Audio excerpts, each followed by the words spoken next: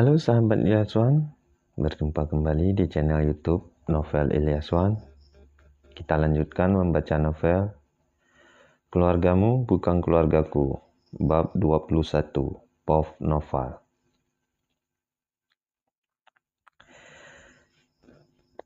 Ini maksudnya apa ya, Pak?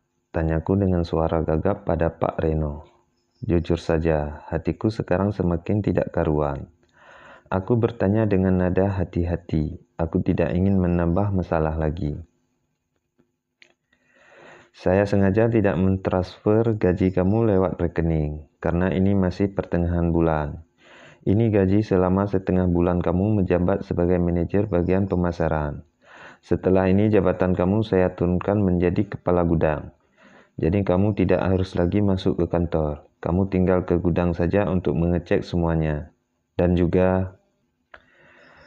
Tunggu. Jadi ini maksudnya gimana ya? Saya masih bingung, sanggahku cepat. Darahku rasanya mengalir dengan suhu yang tinggi, panas. Kepalaku juga terasa sangat berat mendengar penuturan Pak Reno barusan. Apa ini mimpi, atau ini hanya sebuah kejutan? Jangan memperumit keadaan, Pak Noval. Jabatan Anda diturunkan, dan ini adalah gaji setengah bulan Anda bekerja sebagai manajer pemasaran. Jelas Pak Reno sambil menepuk amplop coklat yang disodorkan olehnya tadi.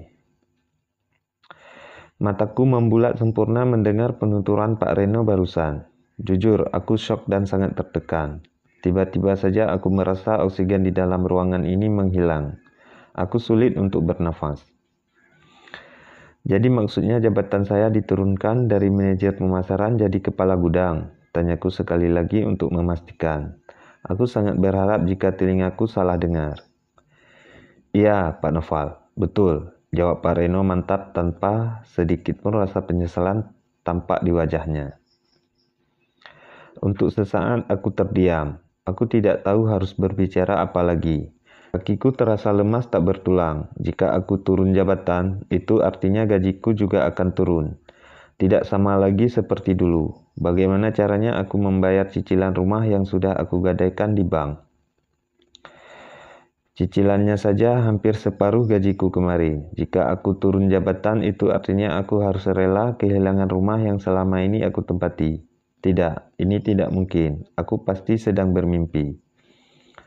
Lagi pula, usaha sampingan yang selalu aku katakan pada Kania hanya bohongan belaka. Nyatanya pekerjaan sampingan itu hanya alasan agar aku bisa mengatakan akan keluar kota setiap hari libur kantor. Sabtu dan Minggu untuk menemui Vivian dan Leon, anakku. Jika gajiku tidak lagi sebanyak kemarin, dari mana lagi aku harus mendapatkan uang untuk kedua istriku? Astaga. Pak Noval, Pak, tegur Pak Reno sambil menepuk pundakku pelan.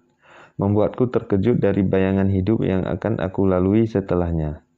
Pak Reno, bagaimana mungkin jabatan saya diturunkan begini? Ini namanya tidak adil. Apa salah saya? Cercaku geram. Aku tidak terima jabatanku diturunkan tanpa alasan yang kuat, karena selama ini aku bekerja dengan baik. Tidak ada alasan apapun yang signifikan. Hanya saja saya rasa Pak Noval lebih cocok menjadi kepala gudang. Pekerjaannya juga lebih gampang, tidak harus berpakaian rapi dan memakai jas. Juga tidak perlu ke kantor lagi, jawab Pak Reno santai. Tapi dadaku semakin bergemuruh hebat. Jangan bilang kalau ini menyangkut dengan masalah tadi, ucapku kesal. Masalah yang mana maksudnya? Tanya Pak Reno sok bingung. Masalah saya dengan Kania. Jangan sangkut pautkan masalah pribadi dengan kantor, Pak. Tolong profesional. Tegasku lagi dengan suara meninggi. Rasanya aku sangat kesal. Tidak ada kesalahan apa-apa tapi jabatanku diturunkan. Ini sama sekali tidak ada sangkut pautnya dengan kejadian tadi, Pak Noval. Saya juga sudah menyuruh Anda kemari dari tadi pagi. Jauh sebelum kejadian Anda dengan Kania, jawab Pak Reno. Rahangku mengeras, hatiku sangat sakit mendengar semua penjelasan Pak Reno barusan. Aku tidak menyangka akan secepat ini jatuh ke bawah, padahal selama ini kinerjaku tidaklah terlalu buruk. Tapi berikan saya satu alasan kenapa jabatan saya diturunkan. Saya tidak bisa terima dengan perlakuan seperti ini. Seolah-olah saya punya kesalahan yang fatal sehingga mengakibatkan perusahaan merugi. Tegasku marah. Dadaku naik turun disertai dengan nafas yang terengah-engah, seperti sedang lari maraton puluhan kilometer. Aku tidak bisa terima diperlakukan seperti ini, apalagi aku sudah janji pada Kania. Kalau dia berhenti kerja, aku akan memberikan dia uang bulanan lebih. Tapi jika sudah begini, Kania akan semakin merasa di atas awan. Apalagi sebentar lagi pesta resepsi Siska akan diadakan. Mau dibawa kemana wajahku jika semua para tamu undangan tahu jika aku bukan lagi manajer di perusahaan besar? Apalagi selama ini ibu dan Siska selalu membanggakan aku yang sukses bekerja dan mempunyai gaji yang tinggi. Alasannya karena ini perusahaan saya. Jadi suka-suka saya kalau ingin mengubah apapun sesuai dengan keinginan saya. Lagi pula kamu ini menjadi manajer karena permintaan Kania dan Ruli. Dan sekarang sepertinya hubungan kamu dan Kania juga tidak sedang baik-baik saja. Dia juga udah pasrah kamu mau diposisikan sebagai apa di sini.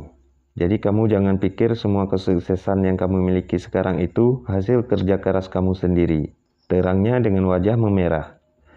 Ternyata benar kan dugaan saya kalau ini ada sangkut pautnya dengan Kania. Dasar nggak profesional, hatiku marah. Aku bahkan sampai memukul meja dengan keras. Aku sudah tidak peduli lagi dengan pekerjaan di sini. Toh sebentar lagi Siska akan segera menikah dengan orang kaya. Aku akan segera mempunyai pekerjaan yang lebih bagus dari ini. Jadi aku tidak harus lagi mengemis ataupun berharap pada mereka. Dasar orang-orang sombong. Cuy. Mau saya profesional atau tidak, itu bukan urusan Anda. Ini perusahaan saya. Jadi terserah saya mau bagaimana, balas Reno santai. Aku sangat kesal melihat wajahnya yang sombong itu. Oke, kalau begitu saya menolak bekerja sebagai kepala gudang. Anda pikir ijazah sarjana saya segitu hinanya? Guru tuku kesal. Aku mengambil amplop coklat berisi uang gajiku selama setengah bulan, lumayan untuk uang makan dan minum. Baguslah, jadi saya tidak harus memecat Anda. Sekarang Anda bisa keluar dan segera membuat surat pengunduran diri. Hardik Reno sambil menunjuk ke arah pintu. Lihat saja, aku akan mendapatkan pekerjaan yang lebih baik dari perusahaan bodoh ini. Teriakku sambil bangkit dari duduk. Silahkan, ucap Reno lagi masih dengan menunjuk ke arah pintu. Aku juga akan memberikan pelajaran pada Kenia, agar dia tahu sekarang posisinya seperti apa. Istri kurang ajar, dicakku kesal sambil berjalan ke arah pintu.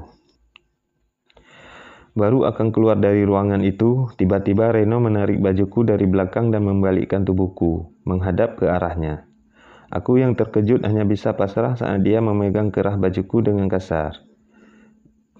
Dengar baik-baik, jika kamu sakiti Kania dan menyentuh dia dengan kekerasan, kamu akan berhadapan denganku, ancam Reno dengan rahang yang mengeras. Anda jangan lupa, saya suaminya. Saya akan mendidik istri saya dengan baik, jadi tolong jangan ikut campur, balasku sambil menyerengai. Reno tampak semakin kesal karena kali ini dia tidak punya kekuasaan apa-apa, karena memang Kania adalah istriku. Kamu akan menyesal jika tidak mau berubah, karena Kania terlalu berharga untuk dimiliki oleh pria seperti kamu, hardiknya lagi. Saya tahu sekarang kenapa sampai saat ini Anda belum juga menikah. Anda berharap bisa memiliki Kania istri saya, bukan? Hahaha. Ejekku yang membuat wajah Reno memerah. Tawaku menggema seisi ruangan. Reno melepaskan cengkeramannya dari kerah bajuku. Dia menyeringai. Aku akan segera mendapatkan Kania. Akan aku bahagiakan dia seperti ratu. Karena selama ini dia menderita hidup bersama Raja Fir'aun seperti kamu. Ejek Reno balik sambil menyeringai menjatuhkan. Aku mengepalkan kedua tanganku erat. Berani-beraninya dia mengataiku seperti itu. Padahal selama ini semua kebutuhannya sudah aku penuhi. Terang-terangan dia mengatakan akan merebut Kania dariku. Tidak.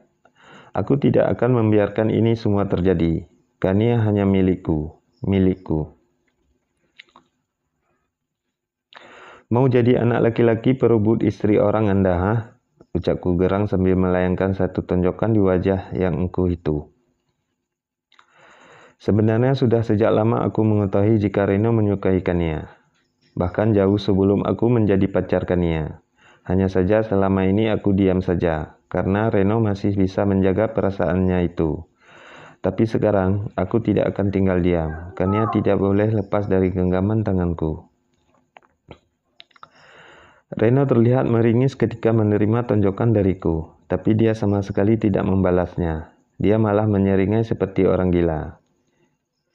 Ini akan menjadi bukti, akan aku tunjukkan pada Kania, agar dia semakin simpati padaku. Bersiaplah kehilangan berlian, Noval. Dulu mungkin aku mengalah, karena aku berpikir Kania sudah menemukan laki-laki yang tepat, tapi nyatanya dia malah memungut sampah seperti kamu. Nyatanya Reno sungguh-sungguh ingin merebut Kania dariku,